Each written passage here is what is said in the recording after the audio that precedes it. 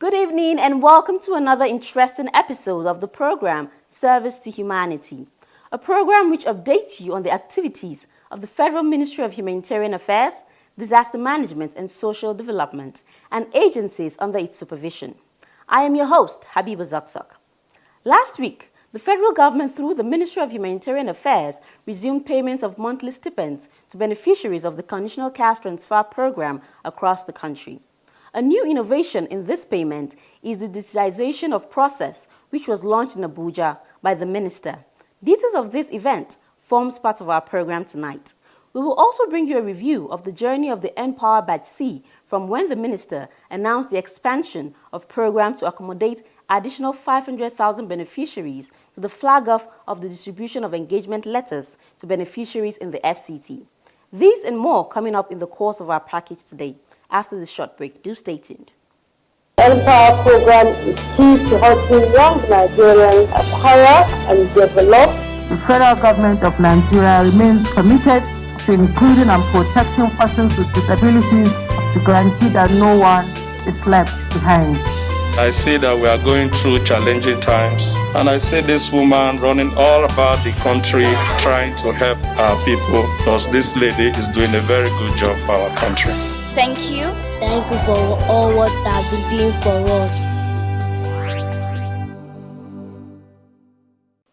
Service to Humanity starts with the news, and in our diary, a report on a meeting to discuss strategies that will strengthen flood risk mitigation and effective response in the country. This and other stories in our news segment coming up shortly.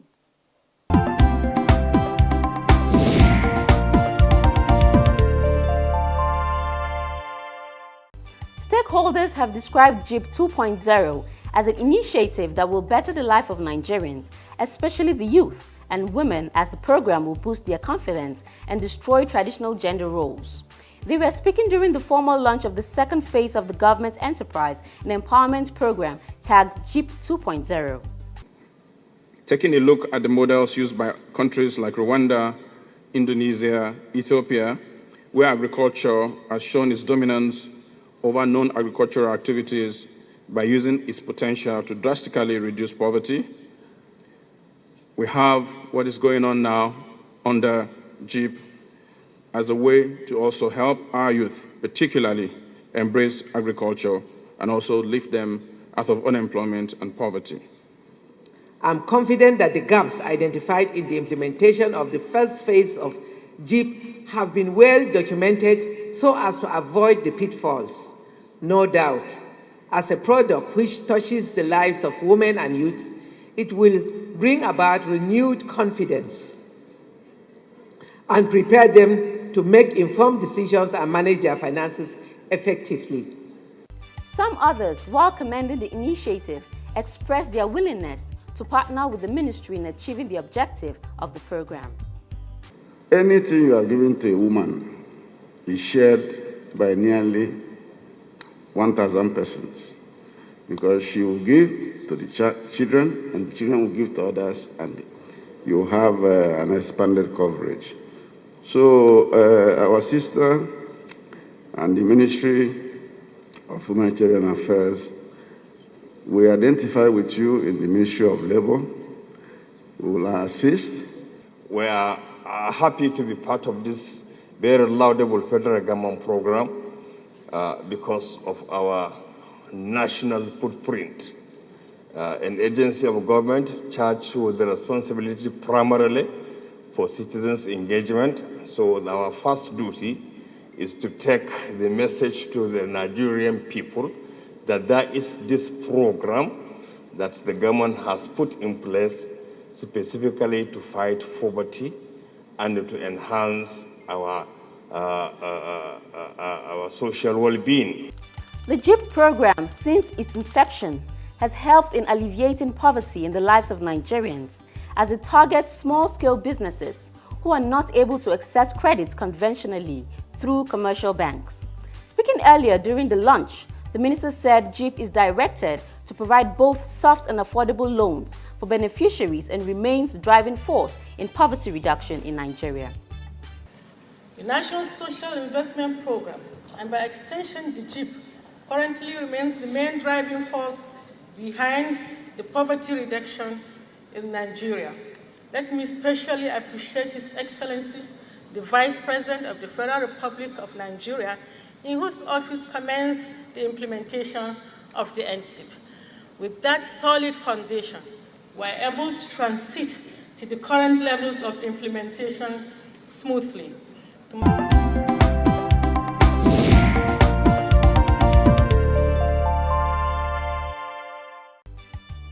The National Emergency Management Agency, NEMA, on Thursday, the 26th of August 2021, held a one-day consultative workshop on 2021 flood preparedness, mitigation and response activities in Abuja. The workshop is a continuous process to ascertain the preparedness of stakeholders against the 2021 flood predictions.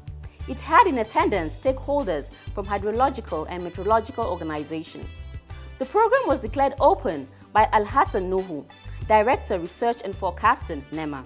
He gave the welcome address where he spoke on the importance of the workshop. The essence of this workshop is to discuss strategies that will strengthen flood risk mitigation and effective response among disaster management stakeholders in the country.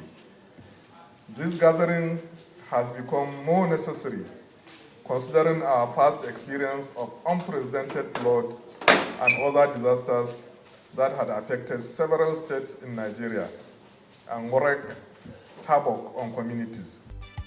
The Director General of NEMA, Ahmed Mustafa Habib, in his opening remarks said the workshop has become necessary considering the predictions of rains that has gone above normal in some locations and demands stakeholders' action.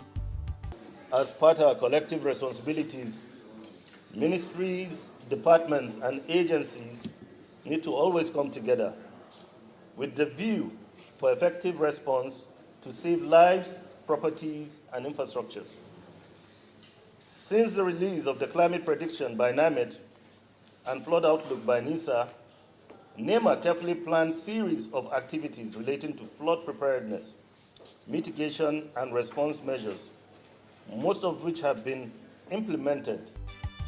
Several presentations from various stakeholders were analyzed during the workshop.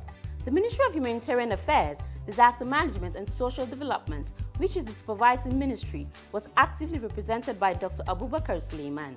He reiterated the importance of the workshop in an interview. Well, this workshop is a consultative forum that brings all stakeholders together for them to put heads together, rub minds, to check preparedness and mitigation and response plan that they all have in respect to the 2021 flood prediction according to the Meteorological Agency and the Hydrological Agency of the Federal Republic. So NEMA is inviting stakeholders to this meeting to collaborate with them so that they will have a unified response to disasters in a coordinated manner so that the delivery of service will be swift and effective. Various states participated in the workshop. Some of them spoke on the level of preparedness of their states. Actually, what we are doing is we've been sensitizing our people, more especially those that are living along the river bank, to relocate ahead of time. And then also, we've come up with a plan, preparedness and response for the flooding, which was developed in conjunction with NEMA and then the partners in Adamawa State, the UN, and then INGOs. Well, Kaduna State, first of all, has created the necessary environment for these different discussions to really happen from the state level to the local emergency committees at the local government level. Today, all the LEMCs under the Office of the Vice Chairman are really functional, and we also have 6 information officers at the different communities, different wards. We have 255 wards, and they are all active today in Kaduna. So the environment has been created.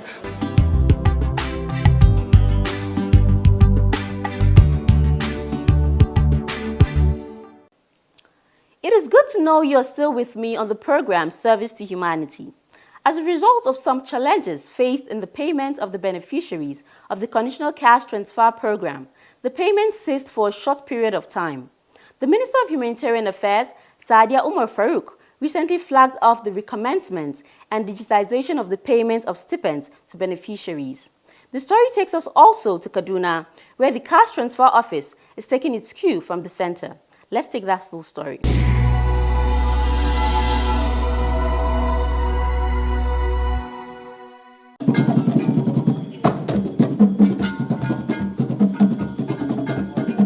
It was a colorful event when the Minister of Humanitarian Affairs, Disaster Management and Social Development, Sadia Umar Farouk, flagged off the recommencement of payment of stipends to beneficiaries of the federal government Households Upliftment Program and the conditional cash transfer in the Federal Capital Territory.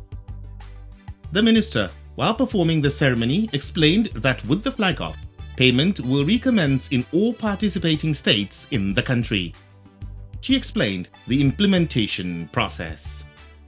When the beneficiaries in the state started receiving payments and for how long is their backlog? 2, beneficiaries to know that payments were consistently made bi-monthly until there was a pause.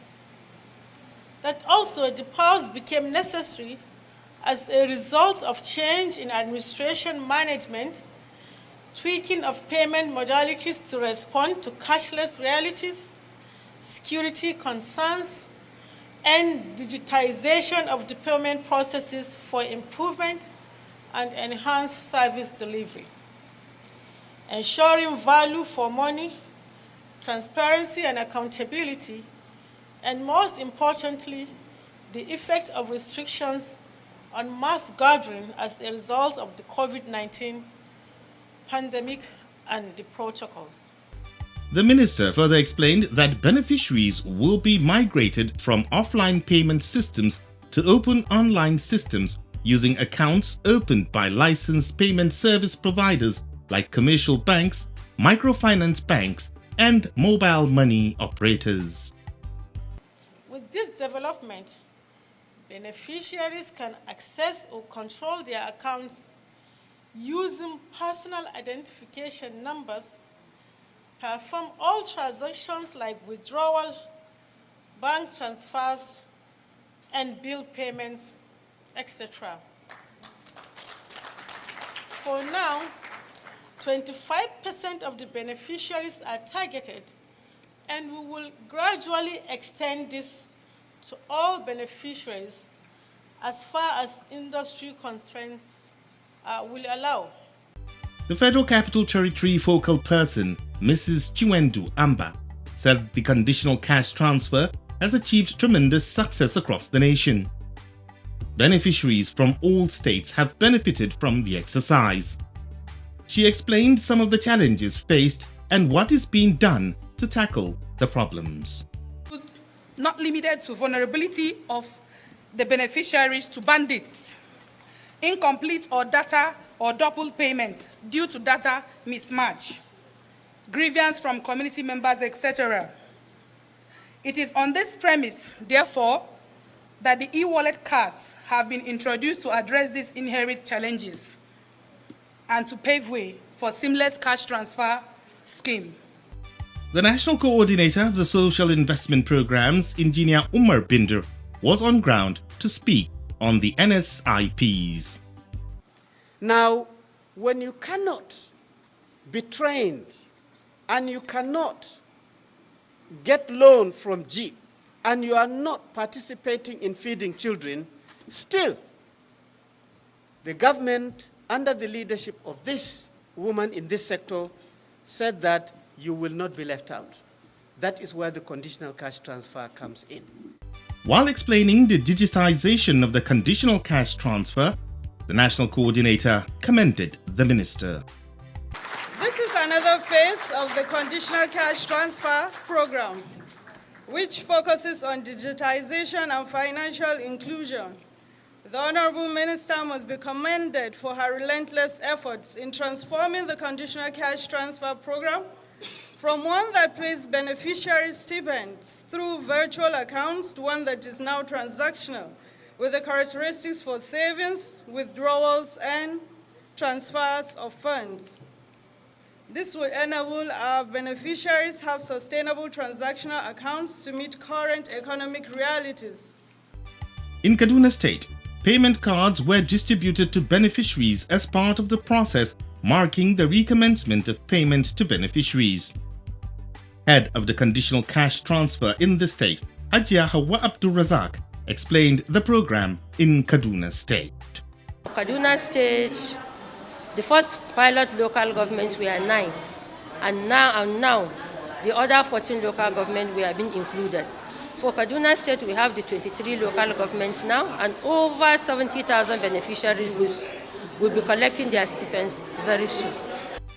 The Kaduna North local government, where 2,325 payment cards were distributed, consists of 3 wards, which are Kawo Ward, Hayimbanki, and Ungwanrini wards. Beneficiaries from this local government area gathered at the secretariat to receive their payment cards. We are distributing the payment cards to the beneficiaries, which they will use in collecting their stipends bi-monthly.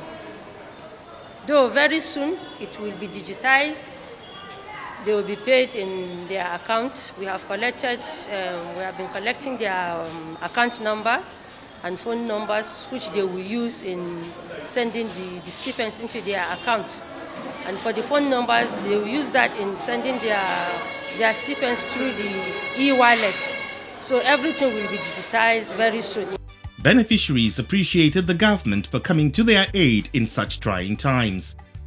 They promised to make good use of their monies when it is eventually paid to empower themselves. We really appreciate government for recognizing people like us to be giving us this money, because they give us this money will help us. And God will bless them if this money will receive it. By the special grace of God, if they pay this money, I will use it for my business and my family, my children. Believe me, I enjoying it. So as I collect this money, I will started doing my business, selling clothes and things to help my children. So long live for Hajia and long live for her life. The Empower program is key to helping young Nigerians acquire and develop. The federal government of Nigeria remains committed to including and protecting persons with disabilities to guarantee that no one is left behind. I see that we are going through challenging times, and I see this woman running all about the country trying to help our people, because this lady is doing a very good job for our country. Thank you. Thank you for all what they've been doing for us. You are watching Service to Humanity. The flagging off of distribution of engagement letters to beneficiaries of the Empower Batch C is a development that Nigerian youths have been eagerly awaiting. In this last segment, we will review the process, from how it started to the eventual distribution of letters by the minister in Abuja. Don't go away.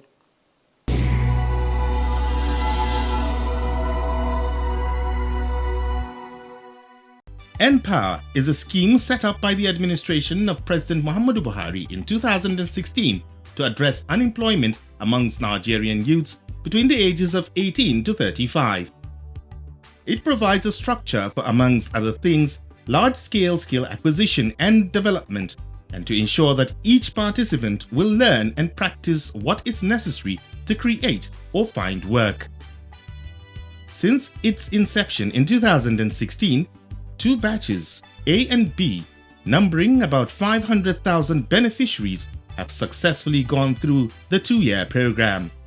By Mr. President is today launching the Empower Batch C. The Minister of Humanitarian Affairs, Disaster Management and Social Development, Sadia Umar Farouk, flagged off the registration of the Empower Batch C beneficiaries on the 11th of March 2021. At the event, the minister spoke of the directives of the president to expand the national social investment programs. The program provided an opportunity for 109,823 Empower beneficiaries to utilize the skills they acquired and savings to become business owners. In view of this life-changing experiences, President Muhammadu Buhari graciously approved the expansion of the Empower program to enable onboarding of 1 million young Nigerians. While flagging off the registration, the minister launched the application, which will help in ensuring that the selection process is without bias. To ensure transparency, institutional memory, and dynamic impact assessment of the Empower cluster, it will now be administered through the National Social Investment and Information Management System, NASIMS, designed to optimize and complement the structural reforms of social investment programs and other activities of the ministry with the systemic use of ICT tools for coordination, administration, monitoring, and stakeholder management across the entire process and value chain of all social investment programs under the purview of the ministry. On Monday, 23rd August 2021, the minister flagged off the distribution of engagement letters to beneficiaries of the Empower Batch C at the Federal Capital Territory. At the event, the NSIP National Coordinator, Engineer Umar Binder, gave an insight into the Empower program. Empower literally means, and power, so that when you empower young people, then they can be able to become inclusively relevant in our country. This program is actually aimed at building capacity, building competencies, ensuring that the skills of young people is unleashed so that they can take advantage of the opportunities in our country. The Minister of Humanitarian Affairs, Disaster Management and Social Development, Sadia Umar Farouk, stated that processes have been instituted to revamp the program and make it more impactful on the economy and citizens. She explained the program added to the Empower. We have introduced the N-Skills program, which is based on a certification system and accreditation of training provided through the informal training system using the community skills development centers. The N-Skills program will reduce the shortage of standard and market-relevant skills and unlock Nigeria's potentials for employment and poverty reduction.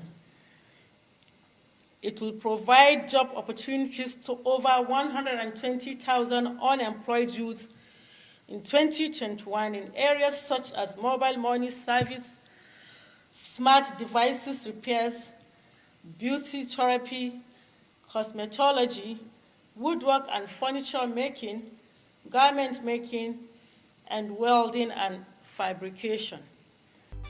The minister spoke on the way forward on the NEXIT program. We are making efforts to ensure the 500,000 beneficiaries that exited the program become economically active and productive. We are working with the Central Bank of Nigeria to provide opportunities to these beneficiaries. Currently, over 302,000 of the beneficiaries of batches A and B have updated their profiles on the NEXIT portal, preparatory to the training that will enable them to participate in CBN's empowerment programs. We hope to conclude this process before the end of the year. Some of the beneficiaries who received engagement letters shared their aspirations after the program. After my training, I intend to start on my own and build and train others to be able to help sustain the society. Yeah, my hope is that after the Empower, let me get a good job. I want to serve the country. Gaining more experience to my feet, and as well, the payment I'll be saving from it, helping my family and as for myself as well, and become self-employed.